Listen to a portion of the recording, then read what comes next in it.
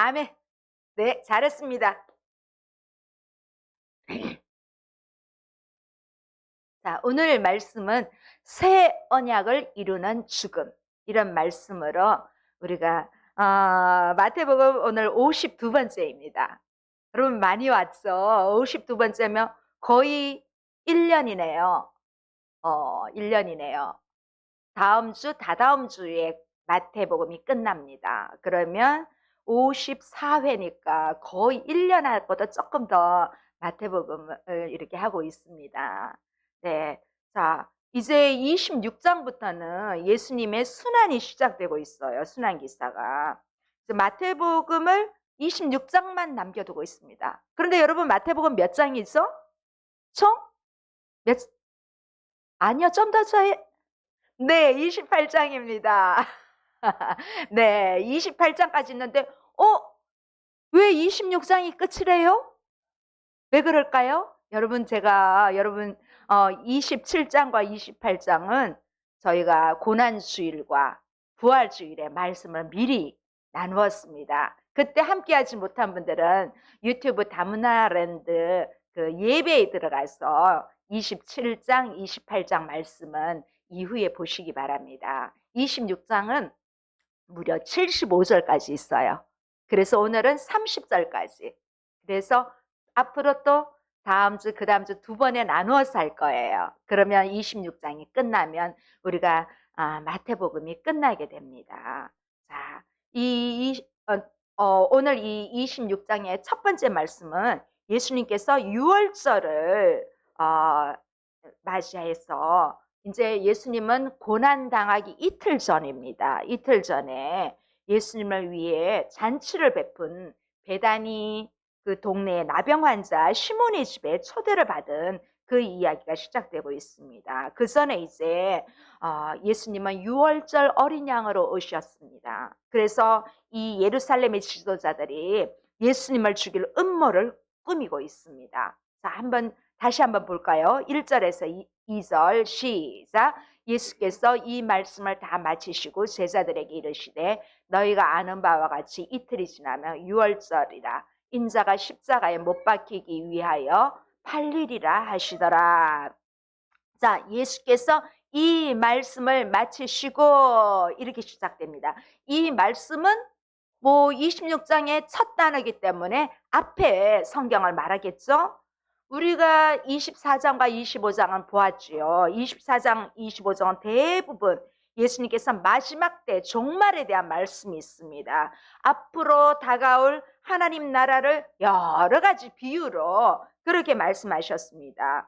비유로 전해졌던 하나님 나라와 예수님의 재림에 대한 말씀은 이제 우리의 현실 속에서 맞이하게 됩니다. 왜냐하면 우리도 그 주님의 재림을 기다리는 세대이기 때문입니다.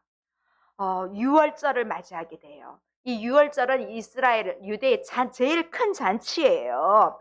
그런데 이 유월절의 본질적인 이면 속에는 십자가와 예수님의 희생에 대한 구원의 은혜가 감춰져 있다는 사실을 우리가 알게 됩니다. 예수님은 바로 이것을 이루시기 위해서 오신 이 땅에 오신 유월절 어린 양 우리 주님이십니다.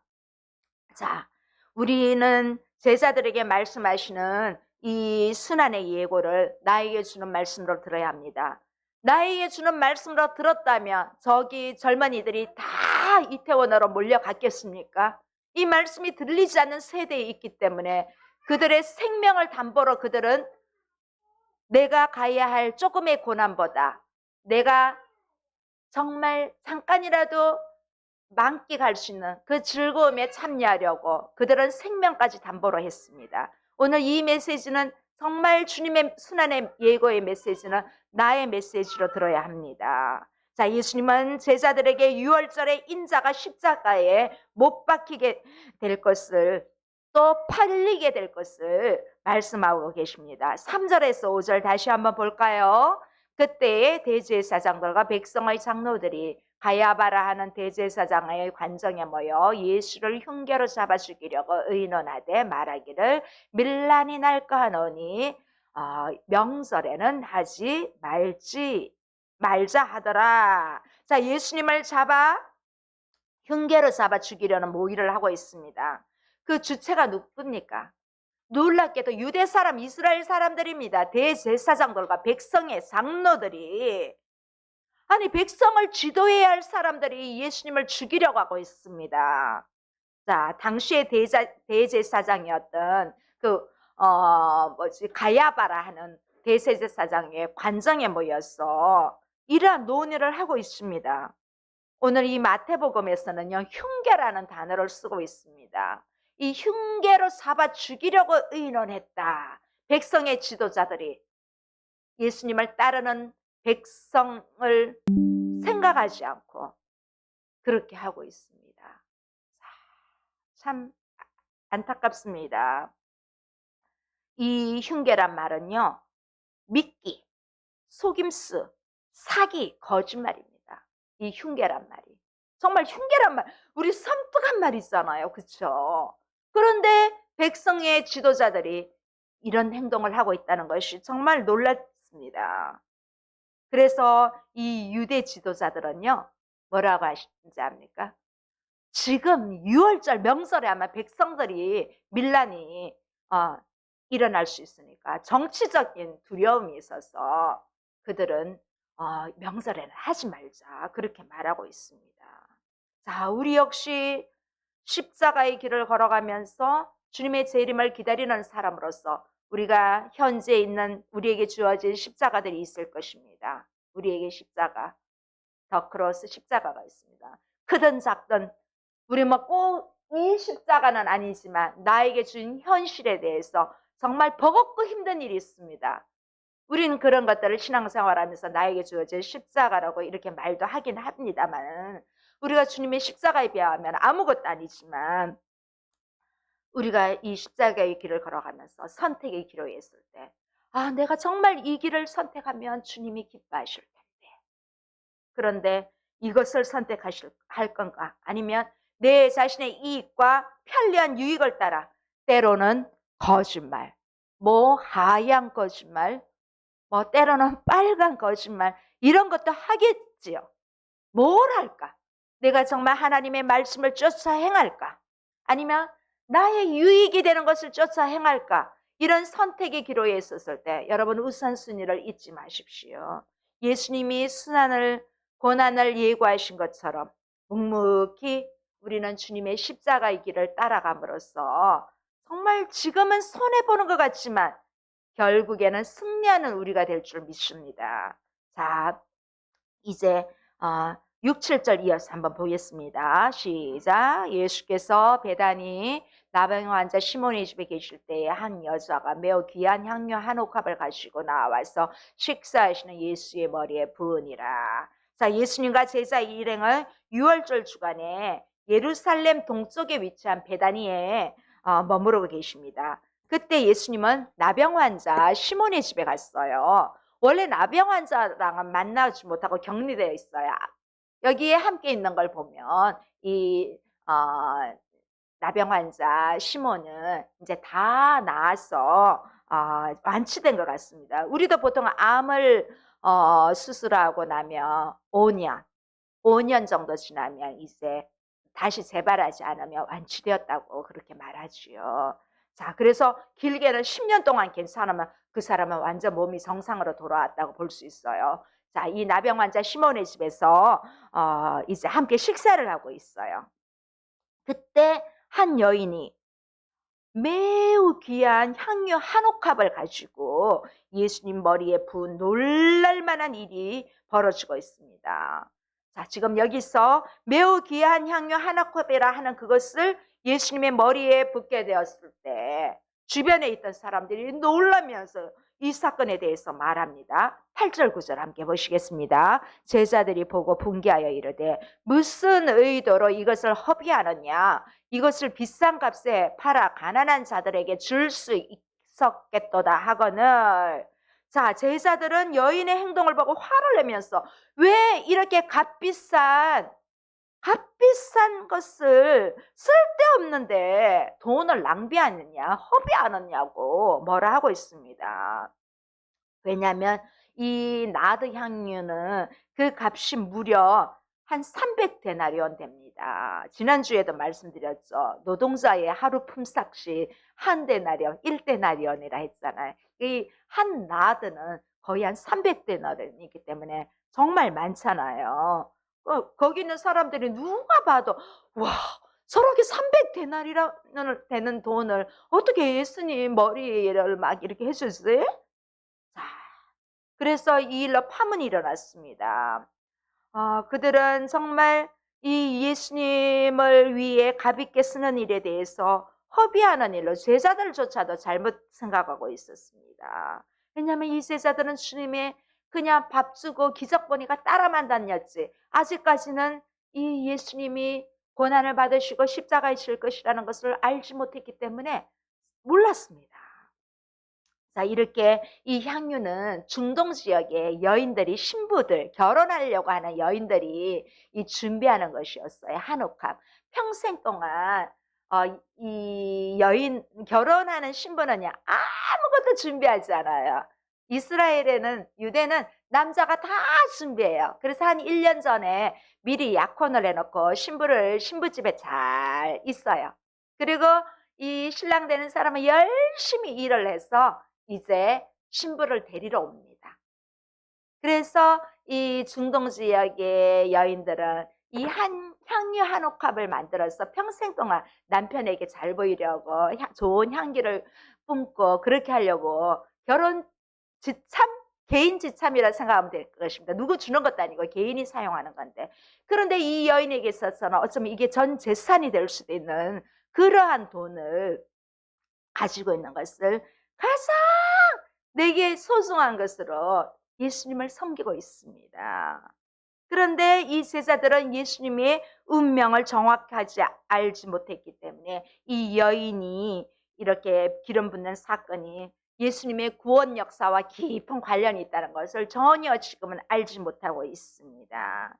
그래서 예수님은 이 여인이 어쩌면 알지 못하는 중에, 이 여인도 예수님이 순환당할 것이라는 것을 알지 못했을 거예요. 어쩌면 부지중에 그렇게 행한 것이, 이 행위가 얼마나 큰지 예수님이 말씀하십니다. 10절에서 13절 함께 보겠습니다. 예수께서 아시고 그들에게 이르시되 너희가 어찌하여 이 여자를 괴롭게 하느냐?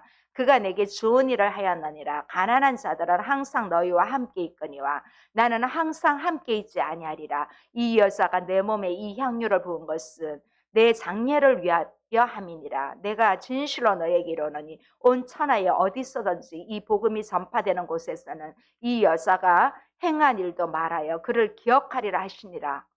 아멘. 진짜 이 여인이 하는 일이 지금 한반도인 우리에게까지 알려졌잖아요. 그렇죠? 복음이 우리 이 한반도에까지 와서 이 여인이 행한 일을 우리 지금 보게 됐잖아요. 자, 우리의 관심은 이런 상황에서 예수님이 어떤 말씀을 하실 것인가? 제자들은 허비한다. 이 여인은 주님의 구원 사역에 함께하였습니다. 우리가 하는 모든 일의 결론은 예수님의 말씀으로 최종 판결을 받아야 됩니다. 여러분, 내 머리대로 하면 안 되더라고요. 여러분, 저도 젊었을 때는요, 내 머리대로 하지만 저는 그래도 기도는 했습니다. 제가 원을 20년 이상 했잖아요. 그 일을 그렇게 오래 하면서도 즐겁게 할 수 있었던 것은 내 머리도 썼지만은 늘 기도했습니다. 내 머리 쓰면 안 될 때 많습니다. 네. 그래서 우리는 항상 하나님 말씀으로.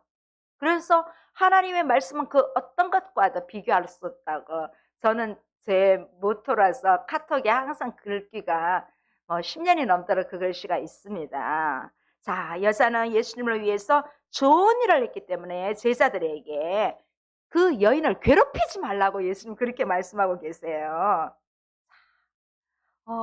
예수님은 제자들에게, 가난한 자들은 항상 제자들과 함께 있지만 예수님은 항상 그들과 함께 있을 수 없다는 거예요. 그래서 예수님의 제자들은 가난한 자들을 돕는 것도 중요하지만 예수님을 섬기는 것보다는 우선시 될 수 없다는 것입니다. 이제 제자들이 예수님과 함께 할 수 있는 시간은 불과 이틀밖에 얼마 남지 않았습니다. 예수님은 자신이 곧 죽게 될 것이라는 것을 예고하십니다. 자, 예수님은 이제 십자가를 지셔야 하고 또 죽음에 이르러야 하고 희생을 주신다는 것을 이 말씀 속에서도 예수님은 신적 존재로 그렇게 보여주시고 있습니다. 예수님은 여인이 향유를 부은 것은 장례를 위한 준비라고 했습니다. 이 유대인들 유대에 보면 우리는 무덤을 보려면 좀 이렇게 외곽진 데나 이렇게 가야 보이잖아요. 근데 그 유대는 차 타고 가는데도 이런 무덤들이 엄청 많습니다. 여기 보면 제가 유대인 무덤을 하나 올려놨잖아요. 이 가는 길에 이렇게 서 있는데도 그 올리브산에 서 있는데도 무덤들이 이렇게 많이 보여요. 제가 가봤으니까 알죠. 네. 그래서 이 유대인들에게는요, 그 장례를 지낸 것을 가장 큰 덕목으로 봅니다.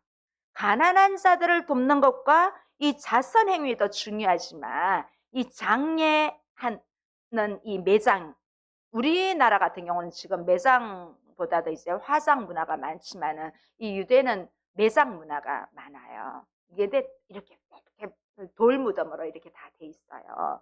자, 그래서 이 유대 문화에서는 매장하는 일, 장례를 치러주는 사람을 아주 더 칭찬을 받아요. 남에게 선한 행위하는 것보다. 그래서 우리 같은 경우도 이 장례식 때는 우리가 어떤 모양으로도 함께하는 것이 잠언서에 보면 첫 상집에 가는 것이 결혼식 가는 것보다 더 복되다는 그런 말씀도 있는데요. 그래서 이 랍비 전통 문화에는요, 죽은 자를 매장하는 일은 기부나 나그네를 섬기는 그러한 것보다 더 능가하는 그러한 뛰어난 윤리입니다. 그래서 이 여인의 행위는 제자들이 말한 것과 같은 이 가난한 자를 위한 기부보다도 월등히 높은 좋은 일입니다. 자, 여기서 이 여인에게 복음이 전해지는 것, 그렇게 말씀하고 있는데, 이 복음은 여인의 행위가 예수님의 장례 그 죽음을 위한 것이기 때문에 예수님의 십자가 순환을 포함하고 있습니다. 우리는 복음의 본질이 예수님의 죽으심이었습니다. 예수님의 순환과 죽음이 없었다면 부활도 없습니다. 이 부활이 없으면 천국의 도래는 성취될 수도 없습니다. 그러면 우리는 영원한 구원도 없습니다. 마리아의 옥합은 예수님의 장례 전에 깬 옥합이기 때문에 더 중요한 것입니다. 예수님의 장례가 있을 거다 이렇게 알고 깨면 우리가 선행을 할 때도 알고 하는 것보다 모르고 했다가 나중에 짠 하고 나타나면 더 좋아하잖아요. 마찬가지입니다. 자, 여러분이 사랑을 하게 되면 자신의 것을 드리고도 기뻐하고 너무 좋잖아요. 그 사랑이 깨어지면 그렇지 않을 수도 있겠지만, 네. 그래서 이 아낌없이 주는 이 옥합을 깨뜨리는 마리아의 찬양이 우리의 섬김이 되기를 바랍니다. 이 마리아의 옥합과 대조적으로 인류가 살아온 일에 가장 불행하고 비참한 인간의 모습을 바라보게 됩니다. 누굽니까? 가룟 유다입니다. 예수님은 그 사람은 차라리 나지 아니하였다면 제게 좋을 뻔하였다는 이런 말씀까지 하셨습니다. 가룟 유다는 예수님을 거짓으로 사랑한 것입니다. 진실한 믿음이 없이 예수님을 따르고 또 뭐라 할까요? 거짓된 믿음을 가지고 있었던 것입니다. 14절에서 16절 함께 보시겠습니다. 그때 12 중에 하나인 가룟 유다라 하는 자가 대제사장들에게 가서 말하되 내가 예수를 너희에게 넘겨주리니 얼마나 주려느냐 하니 그들이 은 30을 달아주거늘 그가 그때부터 예수를 넘겨줄 기회를 찾더라. 자, 12 제자 중 한 명인 유다는 예수님 모르게 다른 제자들 모르게 대제사장들을 찾아갔습니다. 그리고 예수님을 얼마에 팔 건지 흥정을 했습니다. 자, 예수님이 자신이 앞으로 죽음을 향해 간다는 것을 이제 느낌을 이렇게 감지했는지 이 가룟 유다는 예수님을 팔기로 작정한 것입니다. 그래서 마태는 은 30냥을 예수님의 몸값을 받은 것을 강조하고 있습니다. 자, 이것은 유다에게는 탐심이 있다는 것. 유다가 재무였거든요. 재무, 돈 관리하는 사람. 그래서 늘 이 돈을 아마 성경에 정확하게는 안 나와 있지만 이 유다는 아마 돈 관리하면서 조금씩 썼을 거예요. 그러니까 늘 이렇게 예수님, 선생이신 예수님을 팔 생각까지 한 거죠. 이 유다는 소중한 자기의 전 재산은 향유 한 옥합을 깬 여인과는 완전 대조적입니다. 이것은 우리에게 주는 또 심각한 경고로 받아들여야 합니다. 자, 우리는 이 교회 안에 있으면서도 이 교회 밖이 아니라 교회 안에서 유다의 행동과 같은 일이 얼마든지 일어날 수 있다는 것입니다. 여러분, 이태원 그 사고 속에 기독교인들, 교회 다니는 사람 없을 것 같아요? 아마 있을 것입니다, 거기도. 왜냐하면 이 유다의 모습이 이 속에 있으니까요. 왜냐하면 세상을 향한 즐거움도 놓칠 수가 없거든요. 교회 안에 있지만 왠지 유다처럼, 가룟 유다처럼 예수님을 선생님으로 믿어, 예수님을 주님으로 믿어. 그런데 욕심이 있어, 내 안에는. 그러니까 이 재물로 있으면서 돈도 조금씩 어떻게 했을 것 같고, 예수님을 진짜 이 은 30에 팔 생각까지 했으니까, 그런 마음이 있으니까 저기 자기 생명도 아까워, 내일 내 생명은 지금 어떻게 될 줄도 모르고 그곳에 갔겠지요. 많은 젊은이들이. 너무 마음이 아파요. 정말 마음이 아파요. 자, 그래서 우리는 교회를 향한 심각한 경고로 받아들여야 합니다. 여러분이 때로는 옥합을 깨뜨린 마리아의 모습도 내게 있을 거예요. 그런데 내 모습 속에 예수님을 배반하는, 예수님 배반하는 거 꼭 이렇게 돈 주고 남에게 팔아야만 배반입니까? 이 작은 것도 배반이거든요. 이 모습이 항상 공존한다는 것입니다. 그래서 늘 내 자신을 돌아봐야 합니다. 그냥 넘어지는 것이 아닙니다. 이 마귀는 우리를 수시탐탐 지켜보고 있습니다. 얼마나 신앙생활 잘하고 있냐. 그러면서도 내 자신을 생각으로, 행동으로, 내 입술로 막 깨뜨립니다. 여러분, 여기서 정말 다시 한번 경각심을 가져야 합니다.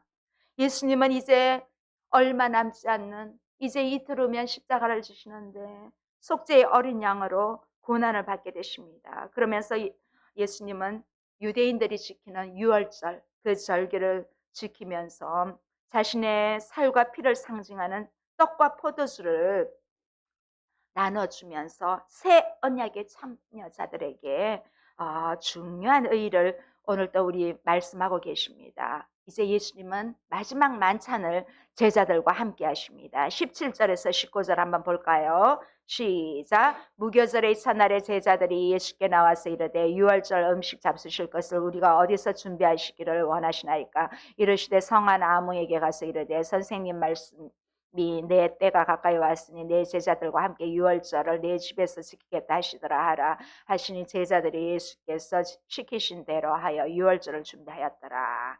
자, 이 제자들은 무교절 누룩이 없는 빵의 절기예요. 첫날에 예수님께 유월절 먹을 음식 장소에 대해서 묻습니다. 제자들에게 이제 예루살렘에 가서 유월절 만찬 장소를 구하도록 지시하십니다. 그래서 유월절 기간에 예루살렘에는 수많은 인파들이 모입니다.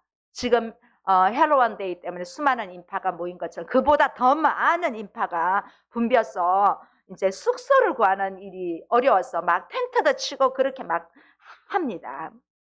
유월절 당시에는 그 예루살렘에서 만찬을 가졌어요. 그래서 이 유월절 어린 양은 예루살렘 성문 안에서 먹습니다. 그래서 예수님은 자신이 유월절 양으로 오신 것을 의미하면서 보여주고 있습니다. 그래서 이 일반적으로는 유대인 가족들과 함께 유월절 함께 보내는데 예수님은 이 12 제자들과 함께 보냅니다. 내 제자들과 함께 유월절을 지키겠다고 하십니다. 예수님은 제자들에게 이제 지시한 그대로 유월절을 준비했습니다. 구원의 역사의 관점에서 이 유월절을 준비하는 것은 오늘날 이제 우리 신약교회, 우리 교회는 주의 만찬을 준비하는 것을 떠올리게 합니다. 자, 이렇게 17절부터 30절까지는 주의 만찬 이야기가 나옵니다. 자, 20절에서 23절 보겠습니다. 시작. 저물 때 예수께서 12제자와 함께 앉으셨더니 그들이 먹을 때 이르시되 내가 진실로 너에게 이르노니 너희 중에 한 사람이 나를 팔리라 하시니 그들이 몹시 근심하여 각각 여짜오되 주여 나는 아니지요. 대답하여 이르시되 나와 함께 그릇에 손을 넣는 그가 나를 팔리라. 자, 6월절 식사 도중에 예수님은 제자들 중에 한 명이 예수님 자신을 넘겨줄 것이라고 예고하십니다. 그래서 예수님의 제자들은 너무 슬펐어요. 각자 말합니다.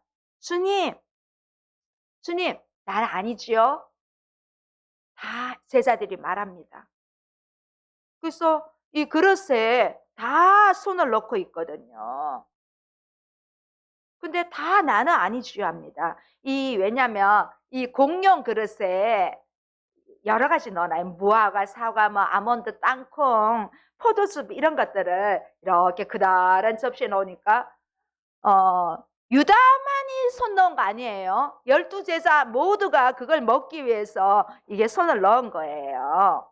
자, 24절 볼까요?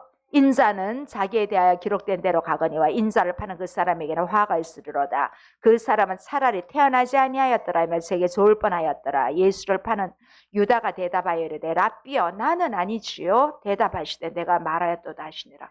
아, 참 유다 뻔뻔하죠. 어떻게 나는 아니지요 이렇게 말할 수 있어요. 여러분은 예수님을 믿는다고 하지만 주님 저 괜찮지요? 이 정도는요? 스님 주일 한번 빼먹으면 어떻습니까? 스님 제가 세상 친구들하고 저기 춤추러 놀러 가면 어떻습니까? 저 주님 믿잖아요. 여러분 가룟 유다처럼 주님 저는 아니지요? 나는 아니지요? 이렇게 말할 수 있습니까? 참 충격입니다. 자, 그렇다고 해서 여러분 예수님이 물론 6월절 어린 양으로 하나님의 뜻에 의해서 십자가를 지는 것이지만 그렇다고 해서 유다를 무슨 꼭두각시처럼 성경에 이렇게 집어넣은 건 아니거든요. 유다는 죄 없다 할 수 없습니다. 유다는 거기에 대한 죄는 받습니다. 물론 예수님이 십자가 지는 것은 유다와 상관없이 지는 거지만 그 일에 이렇게 악인으로서 참냐 이 유다는 결코 심판받을 대상이지 그냥 사랑으로 용서의 대상자가 아닙니다. 얼마나 예수님이 기회를 줬습니까? 나와 함께 그릇을 손에 넣는 자라고 하셨는데도 마음을 강팍하게 하겠습니다. 내가 말하였도다. 유다가 주님 나는 아니지요 했을 때 네가 말하였다. 직선적으로 말했는데도 유다는 마음을 돌이키지 않았습니다. 나중에 보면 이제 뒤에 나오죠. 내가 하는 대로 행하라. 이렇게까지 했는데도 그 자리에서 뉘우치지 않았습니다. 물론 이 유다는 돈에 눈멀어 있어서 그랬어요. 그런데 마지막에 뉘우치기는 했어요. 그래서 이 대제사장들에게 돈을 돌려주기도 했습니다. 그런데 대제사장들은 이건 핏값으로 이미 받은 거기 때문에 받을 수 없다. 이렇게 해서 결국 스스로 목숨을 끊은 그런 사람입니다. 잘 살아보려고 했지만은 그게 아니었습니다. 이렇게 유다의 길을 걸으면 안 됩니다. 그러면서 주의 만찬은 계속 이어지고 있습니다. 26절 보겠습니다. 그들이 먹을 때 예수께서 떡을 가지사 축복하시고 떼어 제자들에게 주시며 이르시되 받아서 먹어라 이것은 내 몸이라 하시고 예수님은 먼저 이제 떡을 떼어서 주었습니다. 이 떡은 6월절에 먹는 무교병이에요. 그래서 이 떡을 먹게 하신 참 의인은 우리를 위해서 대속 제물이 되실 예수님의 몸을 상징하는 것입니다. 자, 받아서 먹어라 이것은 내 몸이라 그렇게 말씀하십니다. 이 예수님의 몸은 십자가 위에서 우리를 위하여 찢기신 예수님 자신의 몸을 말합니다. 이 예수님의 몸은 누룩이 없는 그러한 떡이십니다. 이 누룩은 인간의 죄를 상징하고 있거든요. 죄인들인 인간은 그 누구도 누룩 없는 떡을 줄 수가 없습니다. 오직 예수님만이 영생하시는 만나요 하늘에서 내려온 생명의 떡이십니다. 예수님만이 이 누룩 없는 떡으로 주님의 몸된 몸을 우리에게 생명의 떡으로 주실 수 있습니다. 자, 또 이제 산을 주십니다. 27절, 28절. 또 산을 가지사 감사 기도하시고 그들에게 주시며 이르시되 너희가 다 이것을 마시라. 이것은 죄의 사함을 얻게 하려고 많은 사람을 위하여 흘리는 바 나의 피 곧 언약의 피니라. 자, 이 주의 만찬에 대해서는 이후에 또 언젠가 고린도전서를 하게 되면 또 함께 나눌 수 있도록 하겠습니다. 자, 예수님은 떡을 떼게 하신 후에 이번에는 잔에 포도를 주시면서 너희가 다 이것을 마시라. 이것은 죄의 사함을 얻게 하려고 많은 사람을 위하여 흘리신 바 나의 피 곧 언약의 피라고 하십니다. 자, 예수님은 인간의 죄를 사하실 것을 말씀하십니다. 자, 사랑이신 하나님은 이 율법을 범한 많은 사람을 용서해 주시는 그 언약의 표시로 짐승을 죽여서 짐승의 피를 바쳤잖아요, 구약에는. 그래서 이 구약 시대에도 피 흘리는 모든 속죄 제사는 인간의 속죄를 위해서 대신 흘리신 예수 그리스도의 피 흘림에 대한 하나의 모형적으로 상징한 것입니다. 구약 시대에는 죄 지으면요, 양 잡고 소 잡고 염소 잡고 해서 피를 드려야만이 용서함을 받을 수 있었습니다. 그때는 예수님이 오시기 전 율법에 의하기 때문에 그렇게 했습니다. 그런데 이제는 피를 위해서 이렇게 양 잡을 필요 없습니다. 이제 예수님은 스스로 속죄의 양이 되어 주셨기 때문에 언약의 피로 직접 흘리셨기 때문에 이제 더 이상 우리는 피 흘림이 없습니다. 언약의 보정이신 그 예수님이 우리의 주님이시기 때문이십니다. 그래서 이 포도주를 예수님의 피로 상징했습니다. 그래서 그 요한복음 15장에 보면 나는 참 포도나무요 그렇게 말씀하셨습니다. 자신을 참 포도나무로 비유하신 예수님께서 그 나무에서 짜낸 포도주를 예수님의 피로 상징하셨습니다. 이 포도주에 대한 건 아브라함과 멜기세덱의 이야기가 있습니다. 이 멜기세덱이라는 분은 예수님의 대제사장직의 근원을 이루고 있는 마지막 인물인데 히브리서에서도 나옵니다. 이 멜기세덱이 아브라함에게 축복해 줄 때 떡과 포도주를 가지고 나왔습니다. 창세기 말씀에 있습니다. 자, 이제 마지막 말씀입니다. 29에서 30절 보겠습니다. 그러나 너에게 이르노니 내가 포도나무에서 난 것을 이제부터 내 아버지의 나라에서 새 것으로 너희와 함께 마시는 날까지 마시지 아니하리라 하시니라. 이에 그들이 찬미하고 감람산으로 나아가니라. 이제 예수님과 하나 된다는 것은 우리가 예수님의 몸으로 이루어지는 언약의 제자들로 나아가야 됩니다. 예수님께서 십자가에 받으신 그 저주가 또 우리와 함께 계신다는 그러한 의미입니다. 또 예수님의 부활하신다면 그 부활에 동참할 때 우리는 하나님의 몸이 되고 주님의 피가 내 안에 있음으로써 언약의 새로운 중보자가 되는 것입니다. 마지막 말씀에 뭐라고 했습니까? 그러나 너희에게 이르노니 내가 포도나무에서 난 것을 이제부터 내 아버지의 나라에서 새 것으로 너희와 함께 마시는 날까지 마시지 아니하시리라. 그렇게 말씀하지요. 자, 이렇게 예수님의 십자가 죽음은 그 자체로 끝나는 것이 아니라 하나님 아버지의 나라에서 새 포도주 예수 그리스도와 더불어 거하는 상태로 이어지는 것입니다. 자, 이런 점에서 떡과 포도주에 참여한다는 것은 곧 예수님의 십자가 죽음에 이 저주에 참여하는 것이 되는 것입니다. 그래서 이 십자가에 참여한 자만이 마지막에 뭐라고 합니까? 그들이 찬미하고 감람산으로 나아가니라로 찬양으로 이어질 수가 있습니다. 자, 우리는 예수님이 다시 오심을 믿고 기다리는 주님의 신부들입니다. 이 유월절은 구약적 언약의 상징으로 육적 이스라엘이 지켜온 것입니다. 구약시대는 정말 중요한 것입니다. 지금도 이스라엘에는 유대에는 매년 이렇게 6월절에 모이고 합니다. 자, 이제 우리가 신약시대를 살고 있는 우리는 주의 만찬으로 다가오는데 마음으로는 올해가 가기 전에 꼭 주의 만찬을 하고 싶습니다.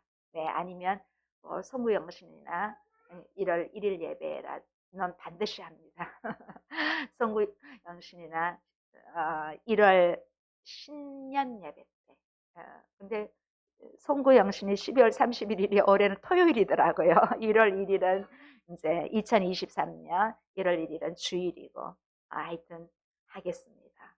그래서 우리가 주의 만찬에 참여하는 것은 구약시대의 유월절을 지킨 것처럼 예수님의 몸과 피가 내 안에 함께하는 것입니다. 우리 한 주 동안도 우리는 새 언약을 이루신 우리 예수님 안에서 승리하는 저와 여러분 되시기를 주님의 이름으로 소원합니다. 함께 기도하시겠습니다. 좋으신 하나님 감사합니다. 새 언약을 이루시기 위해서 예수님은 죽음을 선택하셨습니다. 하나님의 뜻 가운데 경륜이 계셔서 죽음을 선택하셨지만 우리는 그 죽음으로 말미암아 영원한 생명, 새 언약을 이루는 믿음의 역사가 우리에게는 일어났습니다. 아직도 이 구원의 은혜를 모르는 사람들이 세상을 향해 가고 있습니다. 저희가 죽을 줄도 모르고 세상을 향하고 있는 저들의 영혼을 불쌍히 여겨주시옵시고 하나님 긍휼히 여겨주시옵시고 내 자신이 그러하지 않도록 주님 할 수만 있다면 악의 자리에 서지 않도록 저들을 주님의 자리에 설 수 있도록 우리에게 먼저 믿음을 더하여 주시옵소서. 주님 감사합니다. 모든 것이 주님의 은혜입니다. 감사하면서 우리가 정말 좀 더 나은 신앙생활을 할 수 있도록 주여 저들에게 은혜를 베풀어 주시옵소서. 예수님의 이름으로